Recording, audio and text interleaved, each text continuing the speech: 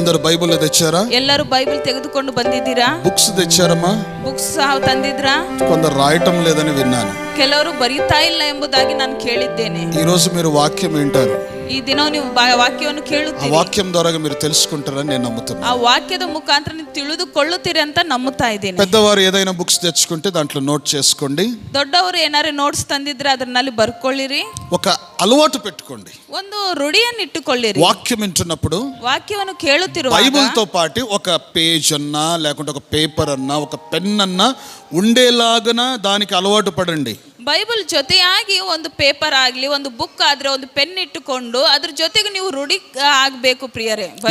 ఈ అలవాటు ప్రతి క్రైస్తవుడికి ఉండాలి. ಈ ಒಂದು ರೂಢಿತನವು ಎಲ್ಲರಲ್ಲಿ ಇರಬೇಕು ಪ್ರಿಯರೇ. ఎందుకు అంటే ಏಕೆಂದ್ರೆ నువ్వు చూపించుకోవటం కాదు, ನೀನು ತೋರಿಸಿಕೊಳ್ಳುವುದಕ್ಕಾಗಲ್ಲ. దేవుని వాక్యము పట్ల నీకు ఉన్న ఆసక్తి కనబడుతుంది. ದೇವರ ವಾಕ್ಯದ ಕುರಿತಾಗಿ ನಿನ್ನಲ್ಲಿರುವ ಆಸಕ್ತಿಯು ಅಲ್ಲಿ ಕಾಣಬರುತ್ತದೆ. మెమరీ పవర్ మీకు బాగున్నట్లయితే, ಒಂದು ಜ್ಞಾಪಕನ ಶಕ್ತಿ ಹೆಚ್ಚಾಗಿ ಇದ್ದಿದ್ದಾದ್ರೆ, ಚೆನ್ನಾಗಿ ఓకే ಇದ್ದಿದ್ದಾದ್ರೆ, మా బుక్ మా పెన్ ఇక్కడే ఉందని అనుకుంటే ఓకే, దేవునికి మహిమ కలుగును ನಮ್ಮ గాక. ಬುಕ್ ನಮ್ಮ ಪೆನ್ ಇಲ್ಲೇ ಇದೆ, ನಮ್ಮ ಜ್ಞಾಪಕ ಶಕ್ತಿನಲ್ಲಿ ಇದೆ ಎಂಬುದಂದ್ರೆ ಓಕೆ, ನಡೆಯುತ್ತದೆ. సరే, ఇప్పుడు నేను ఒక ప్రశ్న వేస్తున్నాను. ಈಗ ಒಂದು ಪ್ರಶ್ನೆಯನ್ನು ಕೇಳ್ತಾ ಇದ್ದೀನಿ. ఎంతమంది బైబిల్ చదువుతున్నారు?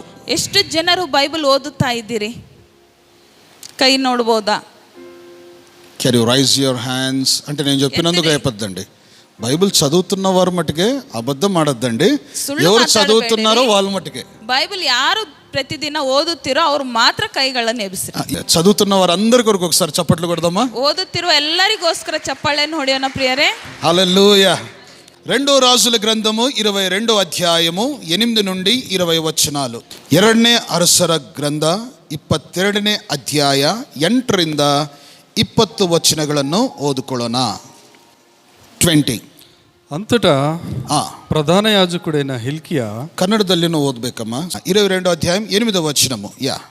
ಮಹಾಯಾಜಕನಾದ ಹಿಲ್ಕಿಯನು ಲೇಖಕನಾದ ಶಫಾನನಿಗೆ, ಯೆಹೋವನ ಆಲಯದಲ್ಲಿ ನನಗೆ ಧರ್ಮೋಪದೇಶ ಗ್ರಂಥವು ಸಿಕ್ಕಿರುತ್ತದೆ. హల్లెలూయా. ఇప్పుడు నా వైపు చూడండి. చదువుతున్నప్పుడు బైబిల్ అయిపోయిన వెంటనే మరలా నాకెళ్ళి చూడాలి. ఓకే, ఫోకస్ కరెక్ట్గా ఉంటుంది. అర్థమవుతుందా? ఇక్కడ ఏం చెప్పబడింది? ಇಲ್ಲಿ ಏನು ಹೇಳಲ್ಪಟ್ಟಿದೆ? మీరు బుక్స్ తెచ్చుకుంటే టిక్ చేసుకోండి. ಒಂದು ವೇಳೆ ನೀವು ಬುಕ್ಸ್ ತಂದಿದ್ದಾದ್ರೆ ಅಲ್ಲಿ ಟಿಕ್ ಮಾಡ್ಕೊಳ್ರಿ, ಬರೆದುಕೊಳ್ಳ್ರಿ. when you go to your home, ನೀವು ಮನೆಗೆ ಹೋಗಿದಾಗ, so you can open it again, you can meditate on that word of God. ಅದನ್ನು ನೀವು ತೆರೆದು ಮತ್ತೆ ಅದರ ಬಗ್ಗೆ ನೀವು ಧ್ಯಾನ ಮಾಡಬಹುದು. in the previous days, ಕಳೆದ in the ಕಾಲದಲ್ಲಿ, days of kings, okay, ಅರಸರ ಕಾಲದಲ್ಲಿ మనం చూస్తాము గ్రంథాలను దేవుని ఆలయములో భద్రంగా పెట్టేవారు. గ్రంథಗಳನ್ನು దేవರ ಆಲಯದಲ್ಲಿ ಭದ್ರವಾಗಿ ಇಡುತ್ತಿದ್ದರು ಪ್ರಿಯರೇ. నూతన నిబంధన కాలములోనికి మనం వచ్చినాక, ಹೊಸ ಒಡಂಬಡಿಕೆಯ ಒಂದು ಕಾಲದಲ್ಲಿ ಬಂದ ಮೇಲೆ మనందరి చేతులకు జీవము గల గ్రంథాలు లభించాయి. ನಮ್ಮೆಲ್ಲರ ಕೈಗಳಲ್ಲಿ ಜೀವವುಳ್ಳ ಗ್ರಂಥಗಳು ನಮ್ಮ ಕೈಗಳಲ್ಲಿ ಲಭಿಸಿವೆ. ఆమేన్. ಆಮೆನ್. ఒకసారి నేను మన డానియల్ అంకుల్, మీకు తెలుసు కదా, కందుల డానియల్ అంకుల్ గృహానికి నేను వెళ్ళినప్పుడు, ಒಂದು ದಿನ ನಾನು ಡ್ಯಾನಿಯಲ್ ಅಂಕಲ್ ಅವರ ಮನೆಗೆ ನಾನು ಹೋಗಿದ್ದಾಗ కనీసము 5,000 రూపాయల పైన దాని రేట్ అనమాట బుక్. ఆ గ్రంథాన్ని కొని పెట్టుకున్నాడు. 5,000 ರೂಪಾಯಿ ಬೆಲೆಯುಳ್ಳ ಒಂದು, ఎక్కువ, అది బహుశా నాకు తెలియదు, ಹೆಚ್ಚು ಇರಬಹುದು ಅಂತ ಒಂದು ಗ್ರಂಥವನ್ನು ಅವರು ಕೊಂಡುಕೊಂಡು ಮನೆಯಲ್ಲಿ ಇಟ್ಟಿದ್ದಾರೆ ಪ್ರಿಯರೇ. నా దగ్గర ఒకటి ఓపెన్ బైబిల్ అని ఉంది, ఇంత లావు ఉంటుంది. ನನ್ನ ಹತ್ರ ಓಪನ್ ಬೈಬಲ್ ಅಂತ ಇಷ್ಟು ದಪ್ಪದಿದೆ. ఆ బైబిల్ పట్టుకుంటే చాలు, ఇంకా నాకు ఏది మతికి రాదు. ఆ బైబిల్లో ఉన్నదే ధ్యానించాలని ఆశ పుడుతుందండి. ಆ ಬೈಬಲ್ ನಾನು ಕೈಯಲ್ಲಿ ಹಿಡಿದ್ರೆ ಸಾಕು, ಇನ್ನು ಬೇರೆದು ಯಾವುದು ಆಸೆ ಇರೋದಿಲ್ಲ. ಅದರಲ್ಲಿದ್ದೇ ಓದಬೇಕು, ಅದನ್ನೇ ಧ್ಯಾನಿಸಬೇಕೆಂಬ ಆಸೆ ಇರುತ್ತದೆ. వర్షన్ ఓపెన్ బైబిల్ అని ఉంది అన్నమాట. Kings James version open Bible ಎಂಬುದಾಗಿ ಇದೆ ಪ್ರಿಯರೇ. ఆ బైబిల్ ఎప్పుడు కొన్నారు తెలుసా మా ఇంటి వాళ్ళు? ನಮ್ಮ ಮನೆಯವರು ಆ ಒಂದು ಬೈಬಲ್ ಯಾವಾಗ ಕೊಂಡುಕೊಂಡ್ರು ಗೊತ್ತಾ? 30 సంవత్సరాల క్రితం. 30 ವರ್ಷಗಳ ಹಿಂದೆ ಪ್ರಿಯರೇ. నేను అప్పుడు బహుశా ఒక 10 సంవత్సరాలు ఎంతో వయసు ఉండొచ్చు నాకు. ಬಹುಶಃ ಆ ಕಾಲದಲ್ಲಿ ನನಗೆ ಏನೋ 10-9 ವರ್ಷ ಇದ್ದಿರಬಹುದೇನೋ. ఆ సమయంలో ఓపెన్ బైబిల్ ని కొని ఒక 3-4 వర్జన్స్ ఇంట్లో పెట్టినారు. ಆ ಕಾಲದಲ್ಲಿಯೇ ಒಂದು ಓಪನ್ ಬೈಬಲ್ ಅನ್ನು ಕೊಂಡುಕೊಂಡು ಒಂದು 3-4 ವರ್ಷ ನಾನು ಮನೆಯಲ್ಲಿ ಇಟ್ಟಿದ್ದಾರೆ. అప్పుడు మేము చిన్నప్పుడు సండే స్కూల్ కి వెళ్ళేవాళ్ళం కదా. ಅವಾಗ ಚಿಕ್ಕವರಿದ್ದಾಗ ಸಂಡೇ ಸ್ಕೂಲ್ಗೆ ಹೋಗ್ತಿದ್ವಿ. మాకు సండే స్కూల్లో చిన్న చిన్న న్యూ టెస్టమెంట్ బుక్స్ ఇచ్చేవాళ్ళు. ಸಂಡೇ ಸ್ಕೂಲ್ ನಲ್ಲಿ ನಮಗೆ ಚಿಕ್ಕ ಒಕ್ಕ ಬೈಬಲ್ ಅನ್ನು ನ್ಯೂ ಟೆಸ್ಟ್ಮೆಂಟ್ ಅಷ್ಟೇ, ಹೊಸ ಒಡಂಬಡಿಕೆ ಅಷ್ಟೇ ಕೊಡುತ್ತಿದ್ದರು. పాకెట్స్ లో పెట్టుకొని పోవడానికి బాగుండేది మాకు. ಅದು ಪಾಕೆಟ್ ನಲ್ಲಿ ಹಾಕೊಂಡು ಹೋಗೋದು ಬರೋದು ಚೆನ್ನಾಗಿರ್ತಿತ್ತು. అయితే మేము ఇంటికి వచ్చి ఆ అరలలో ఆ సెల్ఫ్ లో పెద్ద పెద్ద బైబిల్ చూసి ఇంత పెద్దది ఎందుకు అబ్బా అనుకునేవాళ్ళం. ಅರೆ ನಾವು ಮನೆಗೆ ಬಂದ ಮೇಲೆ ಆ ಸೆಲ್ಫ್ ನಲ್ಲಿ ಇಷ್ಟಿಷ್ಟು ದೊಡ್ಡ ದೊಡ್ಡ ಬೈಬಲ್ಸ್ ನೋಡಿ ಯಾಕಪ್ಪ ಇಷ್ಟು ದೊಡ್ಡ ಅಂತ ನಾವು ಹೇಳ್ತಿದ್ವಿ. ఇంత పెద్దది బరువుది తీసి ఎవరు చదువుతారా బా, చూడు మా దగ్గర ఎంత చిన్న బైబిల్ ఎంత బాగుంది ఎంత బాగా చక్కగా ఉందని సంతోషించేవాళ్ళం. ಇಷ್ಟು ದೊಡ್ಡ ಬೈಬಲ್, ಇಷ್ಟು ಭಾರವಾಗಿರುವ ಬೈಬಲ್ ಯಾರು ಓದ್ತಾರಪ್ಪ, ನಮ್ಮ ಹತ್ರ ನೋಡಿ ಸಣ್ಣ ಸಣ್ಣ ಎಷ್ಟು ಚೆನ್ನಾಗಿದೆ ಓದಲಿಕ್ಕೆ ಎಂಬುದಾಗಿ ಸಂತೋಷಿಸ್ತಾ ಇದ್ವಿ. నేను ఎప్పుడైతే యేసు ప్రభువును సొంత రక్షకుడుగా అంగీకరించానో, ನಾನು ಯಾವಾಗ ಯೇಸು ಕ್ರಿಸ್ತನನ್ನು ಸ್ವಂತ ರಕ್ಷಕನಾಗಿ ಅಂಗೀಕರಿಸಿದ್ದೀನೋ, నా యేసు ప్రభువును ధ్యానించాలి, నా ప్రభువుని గురించి నేను తెలుసుకోవాలనుకున్నాను, ನನ್ನ ಯೇಸು ಕ್ರಿಸ್ತನ ಬಗ್ಗೆ ನಾನು ಧ್ಯಾನಿಸಬೇಕು, ತಿಳಿದುಕೊಳ್ಳಬೇಕೆಂಬುದಾಗಿ ನಾನು ಅಂದುಕೊಂಡಿದ್ದೀನೋ. ఈరోజు నా బైబిల్ వయసు బహుశా కొనుక్కొని వాళ్ళు పెట్టింది 30 సంవత్సరాల కన్నా ఎక్కువ ఉందండి. ಬಹುಶಃ ಈ ಸಮಯದಲ್ಲಿ ನನ್ನ ಬೈಬಲ್ನ ವಯಸ್ಸು 30 ವರ್ಷಕ್ಕಿಂತ ಹೆಚ್ಚೇ ಆಗಿರಬಹುದು. ఈ రోజు దాని విలువ నాకు తెలుస్తుంది. ಅದರ ಒಂದು ಬೆಲೆ ಈಗ ನನಗೆ ತಿಳಿದು ಬರ್ತಾ ఆ ಇದೆ. రెఫరెన్సెస్ తీసి చదువుతుంటే ఎంత కళ్ళకు అద్దినట్లు ఉంటుందంటే, ಹೌದು, ರೆಫರೆನ್ಸ್ ತೆಗೆದು ನಾನು ಧ್ಯಾನಿಸ್ತಿರುವಾಗ ಎಷ್ಟು ಕ್ಲಿಯರ್ ಆಗಿ ಎಷ್ಟು ಚೆನ್ನಾಗಿ ಪ್ರೇಯರ್ ಇರ್ತಾ ఒక ಇದೆ. వ్యక్తి ఎదురుగా కూర్చొని నాకు చెప్తున్నట్లు అనిపిస్తుంది. ಒಬ್ಬ ವ್ಯಕ್ತಿ ಎದುರುಗಡೆ ಕೂತ್ಕೊಂಡು ನನಗೆ ತಿಳಿಸ್ತಾ ಇದ್ದಾನೆ, ಬೋಧಿಸ್ತಾ ಇದ್ದಾನೆ ಎಂಬುದಾಗಿ ನನಗೆ ಒಂದು ಫೀಲಿಂಗ್ ಆಗುತ್ತದೆ. ఆ 3 వర్షన్స్ లో ಆ 3 ವರ್ಷన్స్ ನಲ್ಲಿ గ్రంథాలు ఉన్నాయండి. 3 ಗ್ರಂಥಗಳಿವೆ. ఒకటి నా దగ్గర ఉంది, ಒಂದು ನನ್ನ హತ್ರ ಇದೆ, ఒకటి మోసెస్ బ్రదర్ దగ్గర ఉండొచ్చు, ಒಂದು ಮೋಸೆಸ್ ಬ್ರದರ್ ಹತ್ರ ಇರಬಹುದು, ఇంకొకటి ఏమో డానియల్ అంకుల్ అడిగిపించుకొని పోయిండప్ప, ಒಂದೇನೋ ಡ್ಯಾನಿಯಲ್ ಅಂಕಲ್ ಕೇಳಿ ತೆಗೆದುಕೊಂಡು ಹೋಗಿದ್ದಾರೆ. హల్లెలూయా. అంటే ఆ విలువ ఏందో తెలుస్తుంది చాలా మందికి. ಯಾಕಂದ್ರೆ ಆ ಬೈಬಲ್ ಒಂದು ಗ್ರಂಥದ ಬೆಳೆ ಏನು ಎಂಬುದಾಗಿ ತಿಳಿದು ಬರ್ತಾ ಇದೆ. దేవుడు వాక్యం అంటే దేవుడే దిగి వచ్చిన వాడు. ವಾಕ್ಯಂ ಅಂದ್ರೆ ದೇವರೇ ಇಳಿದು ಬಂದಿದ್ದಾನೆ. యోహాను సువార్త 1వ అధ్యాయం 1వ వచనం చదవండి.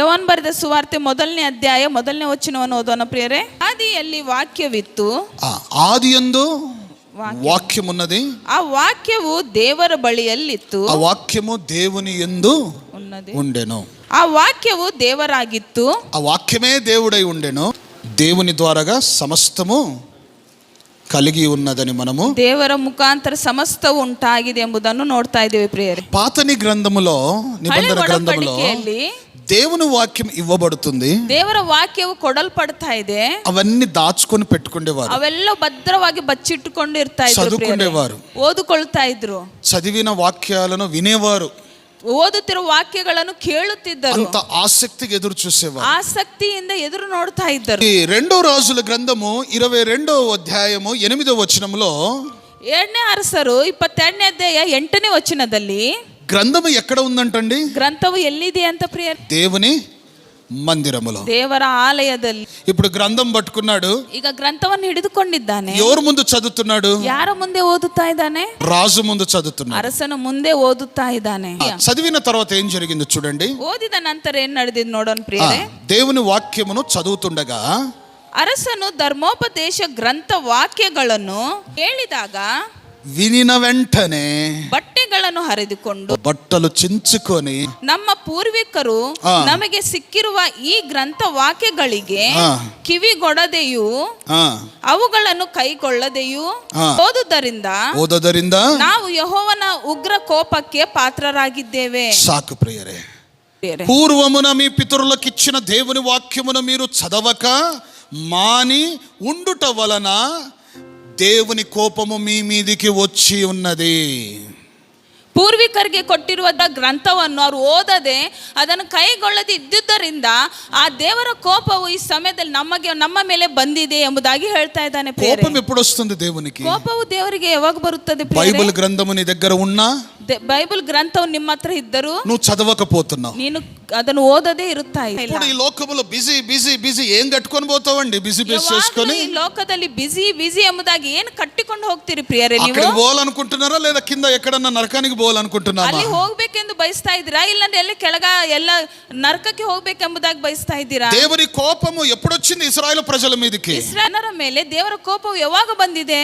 వాక్యమును విని దాని ప్రకారంగా చేయకపోవటం వలన, ವಾಕ್ಯವನ್ನು ಕೇಳಿ ಅದರ ಹಾಗೆ ಅನುಸರಿಸದೆ ಇದ್ದ ಕಾರಣ ఈ రోజు మన చేతిలో గ్రంథం ఉంది, ಈ ದಿನವೂ ನಮ್ಮ ಕೈಗಳಲ್ಲಿ ಗ್ರಂಥವಿದೆ, చదువుతున్నాము, ಓದ್ತಾ ಇದೀವಿ. దాని ప్రకారం నడుస్తున్నామా, ಆದ್ರೆ ಅದರ ಪ್ರಕಾರ ನಾವು ನಡೀತಾ ಇದ್ದೀವಾ, చేస్తున్నామా, ಮಾಡ್ತಾ ಇದ್ದೀವಾ, are we are living according to the word of God. ದೇವರ ವಾಕ್ಯಕ್ಕೆ ತಕ್ಕ ಹಾಗೆ ನಾವು ಜೀವಿಸ್ತಾ ಇದ್ದೀವಾ.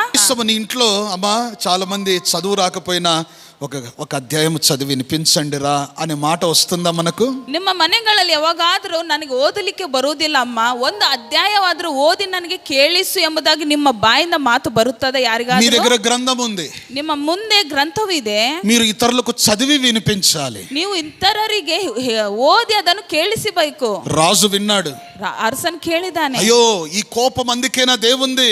ಅಯ್ಯೋ ದೇವರ ಕೋಪವು ಅದಕ್ಕಾಗಿಯಾ ಬಂದಿದ್ದು. వెంటనే బట్టలు చించుకొని దేవుని ఎదుట పశ్చాత్తాపముతో ఏడుస్తున్నాడు. ತಕ್ಷಣವೇ ಆತನ ಬಟ್ಟೆಗಳನ್ನು ಹರಿದುಕೊಂಡು ದೇವರ ಮುಂದೆ ಪಶ್ಚಾತ್ತಾಪದಿಂದ ಅಳುತ್ತಾ ಇದ್ದಾನೆ. దేవునికి మహిమ కలుగునుగాక. ದೇವರಿಗೆ ಮಹಿಮೆ ಉಂಟಾಗಲಿ. దేవుని వాక్యము చదువుట వలన ದೇವರ ವಾಕ್ಯ ಓದುವುದರ ಮುಖಾಂತರ నువ్వు పశ్చాత్తాపముకు గురి అవుతావు. ನಿನ್ನ ಪಶ್ಚಾತ್ತಾಪದಿಂದ ಇರುತ್ತೆ. నువ్వు ఏం చేసావో నీకు అర్థమవుతుంది. ನೀನು ಏನು ಮಾಡಿದೆಯೋ ನಿನಗೆ ಅರ್ಥವಾಗುತ್ತದೆ. Today nobody having repentance in their life. ಈ ಕಾಲದಲ್ಲಿ ಒಂದು ಜೀವನದಲ್ಲಿ ಒಂದು ಪಶ್ಚಾತ್ತಾಪ ಎಂಬುದು ಇಲ್ಲನೇ ಇಲ್ಲ. ఎవరికి లేదండి పశ్చాత్తాపము, ಯಾರಿಗೂ ಸಹ ಇಲ್ಲ ಪ್ರಿಯರೇ. అందరూ వారి వారి గర్వములో నిలబడి ఉన్నారు. ಎಲ್ಲರೂ ಅವರವರ ಒಂದು ಗರ್ವದಲ್ಲೇ ಇದ್ದಾರೆ ಪ್ರಿಯರೇ. ఎందుకు అంటే ಏಕೆಂದ್ರೆ తప్పు మీదే, ತಪ್ಪು ನಿನ್ನದೇ. నీలో ఎందుకు పశ్చాత్తాపం రావటం లేదంటే, ನಿನ್ನಲ್ಲಿ ಪಶ್ಚಾತ್ತಾಪವು ಯಾಕೆ ಬರ್ತಾ ಇಲ್ಲ ఎందుకు ಅಂದ್ರೆ, విరిగిన నలిగిన హృదయం మీలో రాలేకపోతుందంటే నీవు దేవుని వాక్యము చదవటం లేదు. ನೀನು ದೇವರ ವಾಕ್ಯವು ಓದುತ್ತಾ ಇಲ್ಲ, నువ్వు దాన్ని అన్వయించుకోలేకపోతున్నావు. ಅದನ್ನು ನಿನ್ನ ಜೀವನದಲ್ಲಿ ಅನ್ವಯಿಸಿಕೊಳ್ಳುತ್ತಾ ಇಲ್ಲ. ఈ రోజు బైబిల్ అందరి దగ్గర ఉన్నాయి కదా, ಅದಕ್ಕೆ ಈ ದಿನವನ್ನ ಎಲ್ಲರ ಹತ್ರ ಬೈಬಲ್ಗಳು ಇದಾವೆ, చదవండి. ಓದಿರಿ. రాజు తెలుసుకున్నాడు, ಅರಸನು ತಿಳಿದುಕೊಂಡಿದ್ದಾನೆ,